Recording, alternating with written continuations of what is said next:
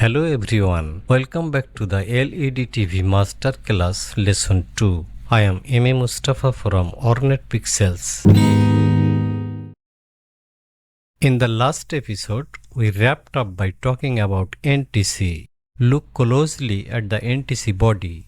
As we can see, the code 3 represents a resistance of 3 ohms and D15 indicates a 15 mm disc diameter. What is the vital role of this NTC? Keep watching the video to sharpen your repair skill. Anyway, as I said before, the NTC is connected to the outgoing terminal of the EMI filter coil.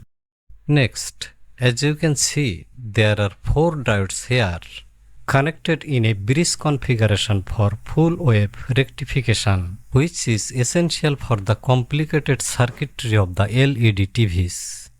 We know that in a DC supply, a single diode can only output positive voltage from its cathode. Similarly, in a AC supply, the diode can only output the positive half cycles, which is technically a positive pulsating DC voltage. In a AC waveform, this is the zero voltage line. This represents the positive half cycle and this is the negative half cycle. Together, these two half cycles make up one complete cycle. For 50 Hz frequency, each half cycle takes 10 milliseconds to form. According to this waveform, the diode allows the first positive half cycle to pass through. Since the second half cycle is negative, the diode blocks it and does not allow it to follow. As a result, a 10 millisecond gap is created here. In this way, the diode allows all positive half cycles to pass, while the positions of the negative half cycles remain empty.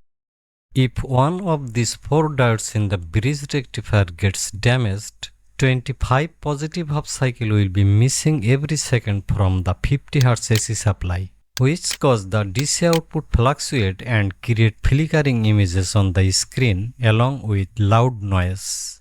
Suppose we replace the faulty diode to address the flickering issue, then the pulsating DC waveform will look like this. Notice that there is no gap like before. Now all 50 positive half cycles per second will pass smoothly. And this case, if you look at the screen, the flickering in the image is gone.